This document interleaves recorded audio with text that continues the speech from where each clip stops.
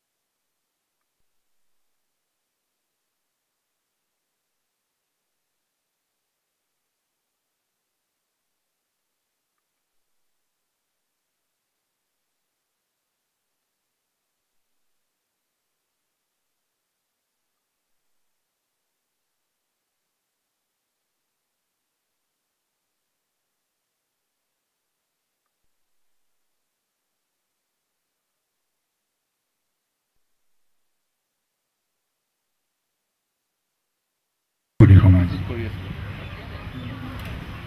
আজি এই বিশেষ মুহূৰ্তত দুখন গ্ৰন্থৰ উন্মোচনৰ অংশীদাৰ হ'বলৈ পাই ভাল লাগিছে আৰু ভাল লাগিছে এটা কথাত গুৱাহাটী বিশ্ববিদ্যালয়ত প্ৰথমবাৰৰ কাৰণে গ্ৰন্থমেলা অনুষ্ঠিত হৈছে গুৱাহাটী বিশ্ববিদ্যালয় বৌদ্ধিক চিন্তা চৰ্চাৰ অন্যতম কেন্দ্ৰ আৰু এনেধৰণৰ গ্ৰন্থমেলাই আমাৰ শৈক্ষিক বাতাবৰণ গঢ়াৰ লগতে সৃষ্টিশীল মনোভাৱৰ ইয়াত জন্ম দিব পাৰে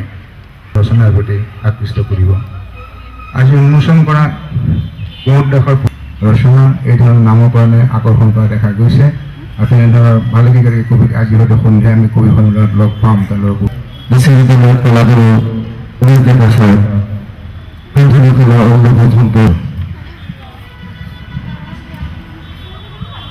গুৱাহাটী বিশ্ববিদ্যালয় গ্ৰন্থৰ প্ৰকাশন জগতৰ এগৰাকী বিশিষ্ট অগ্ৰণী প্ৰকাশক শ্ৰদ্ধেয় ৰাজেন্দ্ৰ মোহন শৰ্মাদেৱ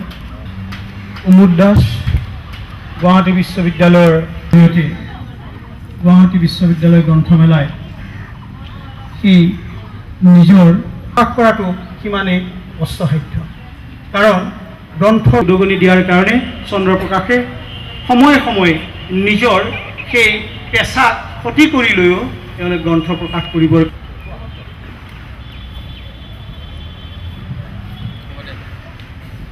গ্ৰন্থ উন্মোচনীতকৈও আটাইতকৈ উল্লেখযোগ্য খবৰ এই খবৰ কেৱল গুৱাহাটী বিশ্ববিদ্যালয়ৰ চাৰিবেৰৰ চৌপাশৰ কাৰণে নহয় সমগ্ৰ অসমৰ কাৰণে প্ৰত্যেকেই জানে গুৱাহাটী বিশ্ববিদ্যালয় মানে হ'ল তেনে এক কেন্দ্ৰ য'লৈ প্ৰত্যেকৰে লক্ষ্য থাকে এই গাঁৱৰ এলেকাৰ পৰা চহৰৰ উলিয়াই গলিয়ে গুৱাহাটী বিশ্ববিদ্যালয় আৰু সেই গুৱাহাটী বিশ্ববিদ্যালয়ত গ্ৰন্থমেলাৰ আয়োজনে অসমত যি গ্ৰন্থ সংকটৰ কথা চলি আহিছে যি ইণ্টাৰনেট ফেচবুক অৰ্কুটৰ প্ৰভাৱত গ্ৰন্থই ইয়াৰ সীমাবদ্ধতাৰ মাজত সোমাই থাকিব লগা যি অভিযোগ উত্থাপিত হৈছে এই অভিযোগক নিশ্চাত কৰিবলৈ সেই অভিযোগক ঋণাত্মক বুলি প্ৰমাণ কৰিবলৈ গুৱাহাটী বিশ্ববিদ্যালয় কৰ্তৃপক্ষৰ দ্বাৰা আয়োজন কৰা এই গুৱাহাটী বিশ্ববিদ্যালয় গ্ৰন্থমেলাই শ্ৰেষ্ঠ আগবঢ়াব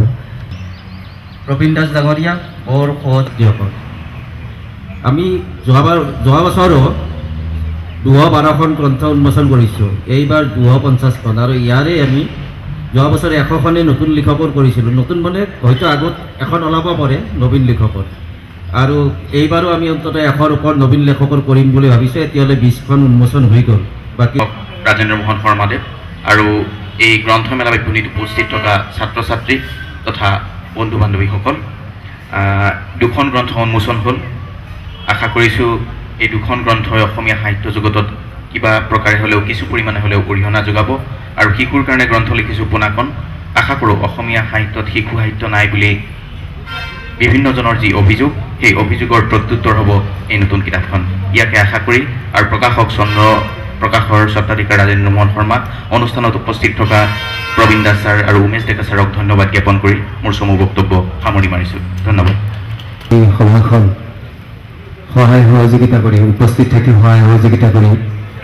যিসকল গ্ৰন্থপ্ৰেমীয়ে ইয়াত উপস্থিত থাকিলে তেখেতসকলে আমি কৃতজ্ঞতা জ্ঞাপন কৰিছোঁ। কৃতজ্ঞতা জ্ঞাপন কৰিছোঁ আজি সভাত উপস্থিত বিশ্ববিদ্যালয় শ্ৰেণীসমূহৰ সচিব প্ৰবীণ চন্দ্ৰ দাস ছাৰ।